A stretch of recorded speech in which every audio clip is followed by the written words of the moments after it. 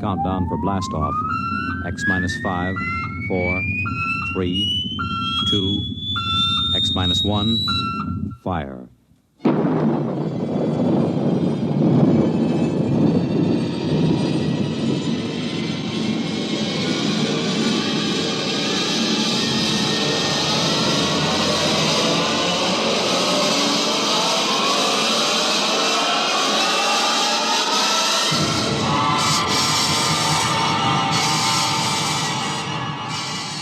From the far horizons of the unknown come tales of new dimensions in time and space. These are stories of the future, adventures in which you'll live in a million, could be years, on 1,000 maybe worlds. The National Broadcasting Company, in cooperation with Galaxy Science Fiction Magazine, presents X minus 1.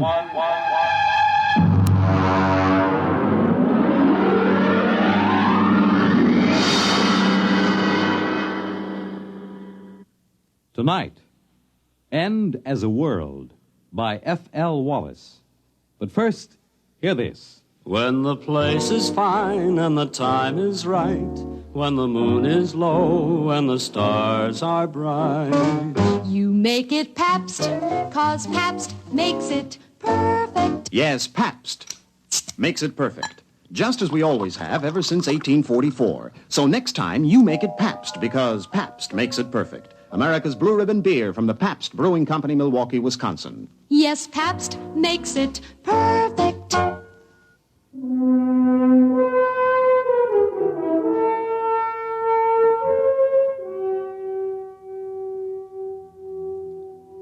Now, X minus 1 and End as a World. I saw it on the doormat in the front porch. The boy had made a lucky throw, and the paper was spread out neatly on the doormat facing me as I came out of the screen door. The headline was black across the top. They used the big type, the kind they use for presidential elections or when the town all-star Little League team won the national championship. I stood and looked at it through the screen door. I hadn't quite rubbed the sleep out of my eyes, so first all I saw was the little boxes of the screen. And then suddenly my eyes snapped into focus and I read it. This is the day the world ends.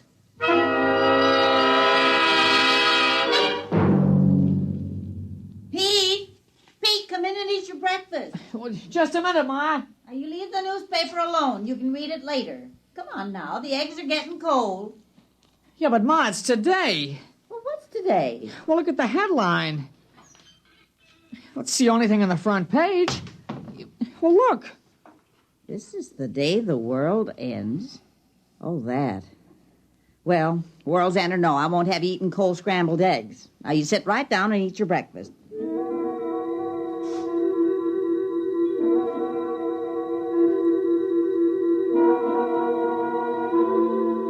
I brought the newspaper into the breakfast table. I turned to the sports page. The Dodgers were winning or losing, I forget which, and UCLA was strong and was going to beat everybody they met that fall. An H-bomb had been tested in the middle of the Pacific, blowing another island off the map, just as if we had islands to spare. Ordinarily, that would be on the front page, but not today. Now, don't get the newspaper in the egg yolk. All right, Ma. Want some toast? Peter, do you want some toast? All right, Ma.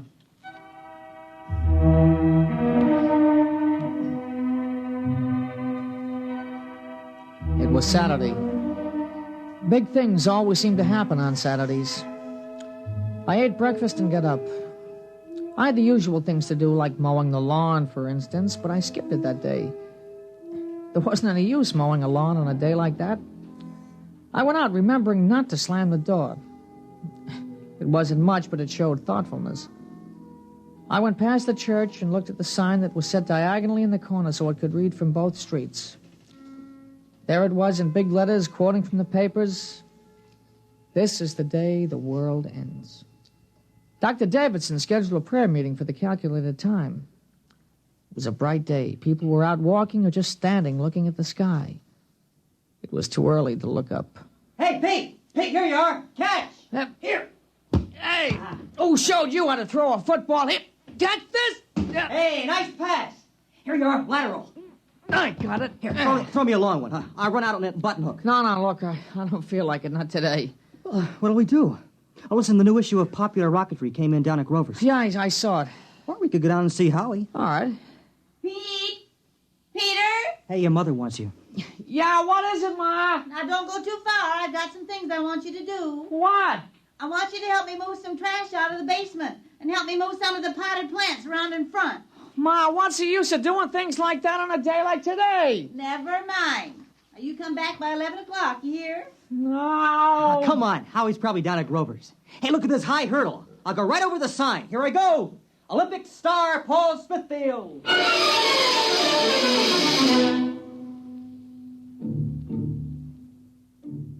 He went up over the sign easily. Paul's on the track team in high school. I looked at the sign again as he went over the top. This is the day the world ends. They never said more than that, not in the newspapers or in the signs painted on the brick walls. They wanted it to hang in our minds, something we couldn't quite touch, but we knew was there. We walked along down Green Street toward Grover's. Oh, what do you think of it? What? You know, today. I don't know. What about you? We got it coming. Yeah, but will we get it?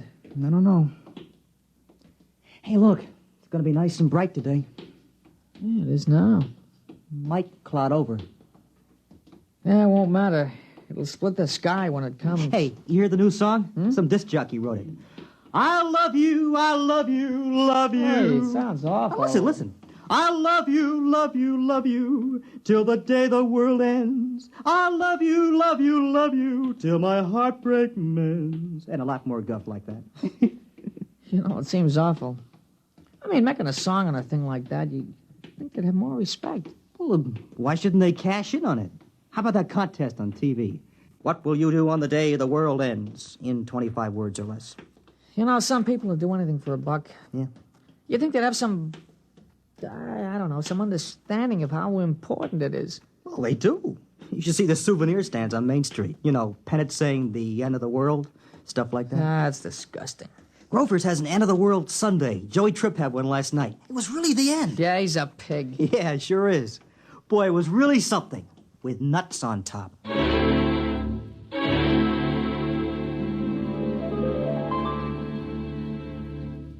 You're listening to End as a World, tonight's attraction on X-1. Careful planning and sensible driving add up to an enjoyable vacation trip. There are a few tips from the National Safety Council that should help make your trip a pleasure instead of a tense, nerve-wracking time. Before you leave, have the car given a thorough checkup to be sure it will always respond properly to your careful control. Check the emergency equipment you'll need, such as a first aid kit, keys, permits, identification, flashlight, tire-changing equipment, and your unexpired driver's license. Plan your trip for frequent rest stops with a good night's sleep each night. And then on your trip, pay attention to the job at hand and don't daydream. Stop off the road to see the sights or read the map. Be prepared for winding and straight roads, level and hilly roads, and changing traffic patterns between urban and rural areas. Obey all speed limits, traffic signs, and signals, and keep your distance behind the driver ahead. This vacation is what you've been waiting for all year. Enjoy it with sensible driving.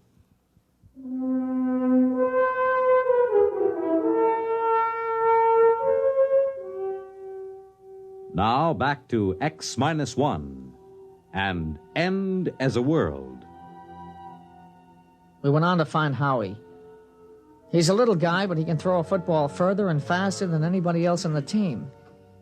Howie was carrying a model of a rocket ship, carbon dioxide powered. Hey, let's see the model, Howie. Doesn't work. Well, what'll we do? I don't know. We could play Salugi. No, we left the football over at Pete's. Oh, might as well just sit down on the grass. Okay. Hey, I wonder if it'll really come. Yeah, where will the president watch it from? He should have a good view from the White House. No better than us right here. What about Australia? Will they see it over there? They'll see it all over. Africa, too. And what about the Eskimos? Doesn't matter whether they actually see it or not. It'll come to everyone at the same time. Yeah, how about that? Everybody. Not just in this town, but all over. Wherever there are people and And even where they're not. You know what I keep thinking about? What? I keep thinking about the man who made the H-bomb. I bet he felt silly and spiteful blowing up an island.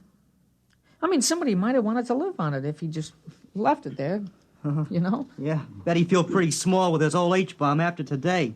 Pow. My mother's over at the church praying. And what for? She just said that's what she wanted to spend today doing, right up to the last minute. You know, all the churches are holding prayer meetings. Town board wanted to close up that carnival on Pearl Street. You know, the one with the cooch tent? They said it wasn't dignified for today. They close it up? Mm-mm. The manager said he had his license, and he didn't care if today was the day the world ended or not. He was putting on 5 shows right up till it happens. Funny idea, those girls dancing and then, whoom, it happens. And nobody to look at them anymore. Can't understand people. Shows and lawns and cleaning the trash out of the cellar on a day like this, it just doesn't make any sense. Well, people get used to doing certain things. Yeah, but today? Even today. That's how people are, I guess. Just gotta keep on with what they're doing, even if it doesn't make any sense.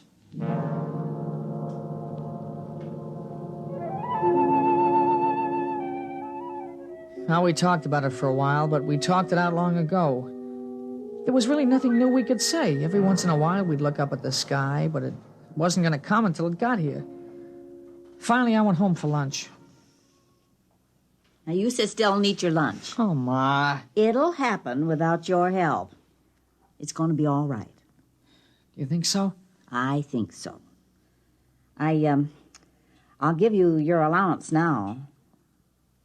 Yeah, but Ma, it's only Saturday. I don't get my allowance Well, until... I'll give it to you today anyway. You might as well spend it this afternoon downtown. Gee, thanks, Ma. All right, I won't keep you over lunch. You can run uptown and watch it from there. Okay, Ma.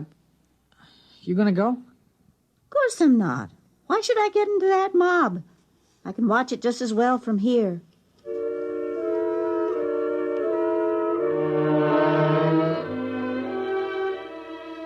Ma, sure she could. It wasn't the same. Everybody I knew was gonna be there. I changed my shirt before I left. I took a rag and wiped the dust from my shoes. I wasn't trying to be fussy or dressed up or anything. I just thought I should do it. I walked uptown slow because there was lots of time to kill. There was shade and sun on the streets and a few big clouds in the sky. I never knew how slow a day could pass. I suppose I should have slept late in the morning and kept busy doing something. Well, this was worse than putting on a uniform and waiting till game time. At least there was a coach on the field to let you know what to do as you ran through the drill. I ran into Paul at the corner of Cross and Chestnut. Hey, you nervous? No. Why should I be? You mean you're not in suspense? If only we had some way of knowing for sure. Radio, maybe. Oh, there's no radio. The calculations have been checked. Yeah, but maybe there's something we forgot or don't know. A lot of things can go wrong. Hi, fellas. Oh, hi, Howie. You want to go down to Grover's and get them malted? I don't know. Oh, we've still got lots of time. We won't miss anything.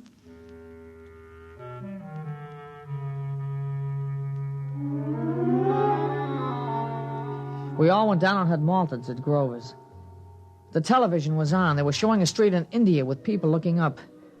They flashed all around to Italy, China, and Brazil. Except for their clothes, it wasn't much different from here. They were all looking up. Well, let's get outside. I haven't finished my malted. What's the difference in a day like today, huh? I want to finish my malted.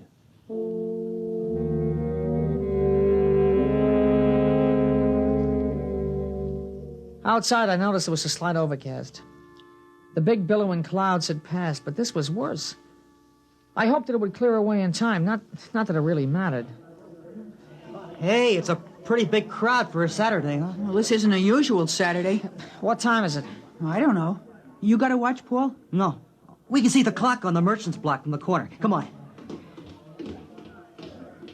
Hey, it's Ginny Wexelberg. You see her over there? Hey, how'd you like to spend a day with her? That'll really make it a big day, huh? Oh, you don't need that old Ginny Wexelberg to make this a big day. After today, a blind 15-year-old kid isn't going to seem so important. After today, nothing's going to seem important, huh? Well, there's the clock. We still got plenty of time.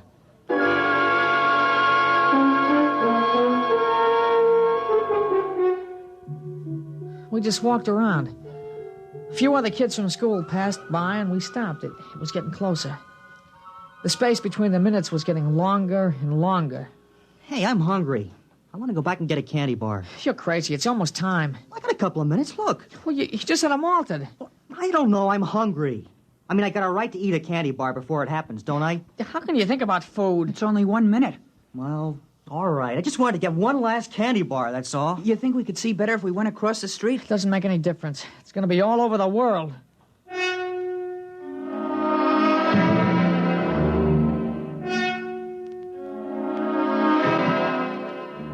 There was still a minute to go, and I kept wondering if there'd been a miscalculation. Now we were all looking up. All over the world, people were looking up. It was quiet. You could hear them breathing. I sneaked a look across the street. Ginny Wexelberg was staring up, and she was crying. I kept wondering why a pretty girl like that should be crying. And then, just as I looked back at the sky, it happened.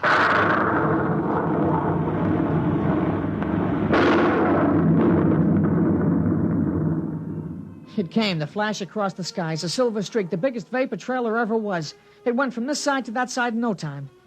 It split the sky and was gone before the shockwave hit us. Nobody said anything. We stood there and shivered and straightened up after the rumbling sound passed. You know what? It's going to go around the whole world. Well, he did it. Yeah, he did it. Yeah, he sure did. All the way to Mars and back. Safe and right on schedule. You realize that? He did it! He did it! The first trip to Mars! He's back! He's safe!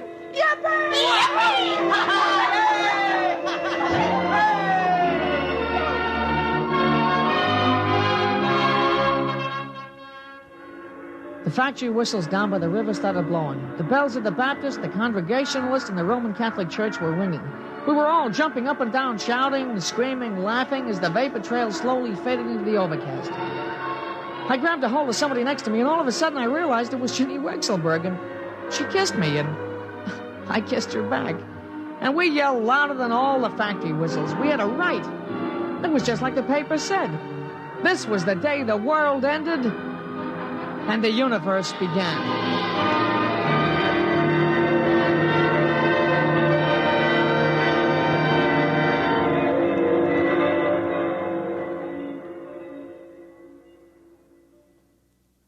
This is Fred Collins, and I'll be back with a word about X-1 in a moment.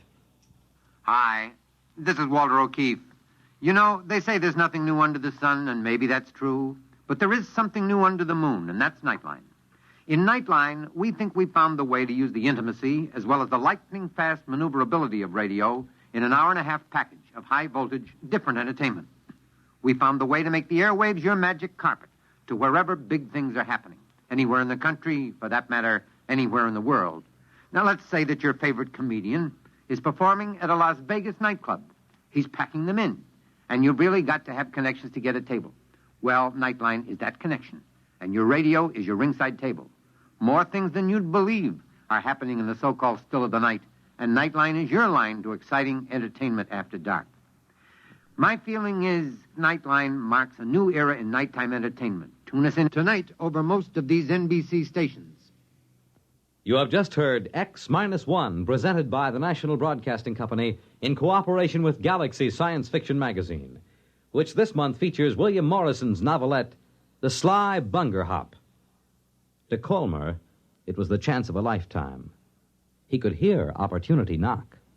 But where in all creation was the door it knocked upon? Galaxy Magazine on your newsstand today. Tonight, X-1 has brought you End as a World, a story from the pages of Galaxy written by F.L. Wallace and adapted for radio by Ernest Kenoy. Featured in our cast were Jack Grimes as Pete, Larry Robinson as Paul, Peter Fernandez as Howie, and Alice Yorman as the mother. This is Fred Collins speaking. X-1 was directed by Daniel Sutter and is an NBC Radio Network production.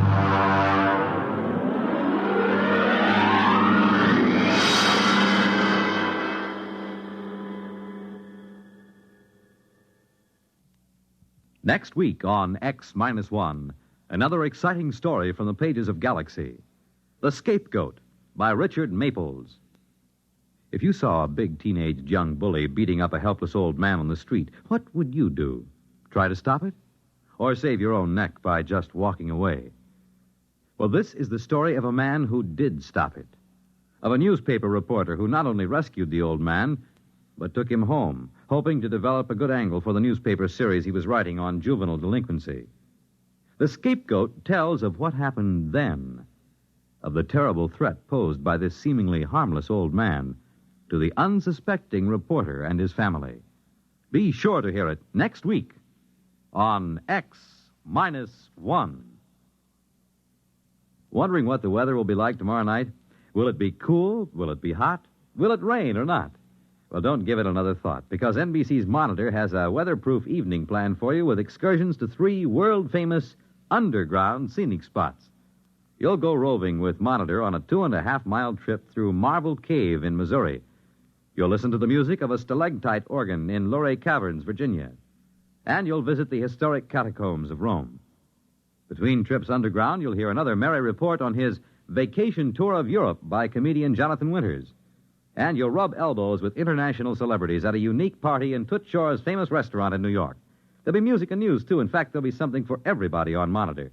So start your weekend right with Monitor Friday night, and stay with Monitor all weekend long. Nightline takes you to wherever exciting, interesting, and entertaining things are happening. Tonight, over most of these same NBC stations.